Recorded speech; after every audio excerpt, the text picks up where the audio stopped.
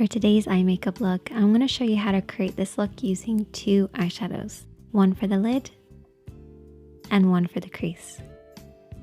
It's a super easy look, so let's get started. So I've already started by priming my eyelids with a little bit of primer. If you don't have an eyeshadow primer, you can always use concealer and a setting powder. This will create a blank canvas for you to work on. However, primer does give your shadow something to hold on to. So that's why I prefer primer over concealer.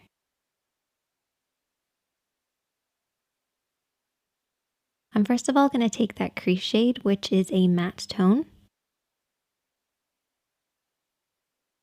And I'm going to take my blending brush. So you only need two brushes for this look, a blending brush and a flat brush. Starting with the blending brush, we're going to work this over and back into the crease of the eye. So the crease of the eye is where the eye creases into the eye shape. We're going to start on the outer corner and blend this over and back in this area.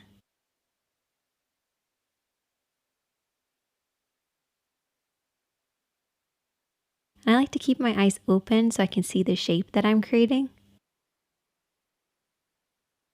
Making sure the depth of color is right at the lower point of the crease. Blending upwards towards the brows and pretty much disappearing as it gets to the brow area.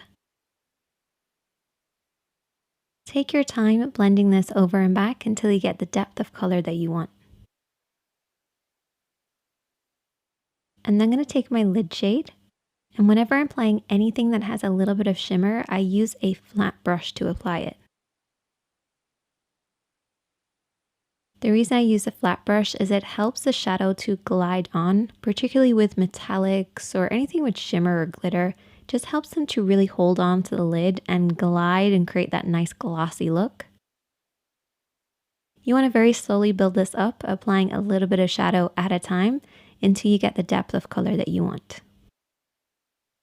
You also want to pay close attention to the lash line because this is where you want the majority of the shadow to be, blending upwards until it reaches the crease.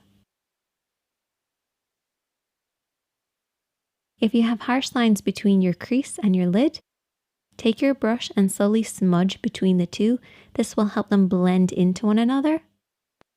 But don't be afraid to keep blending and applying a little bit as you go along.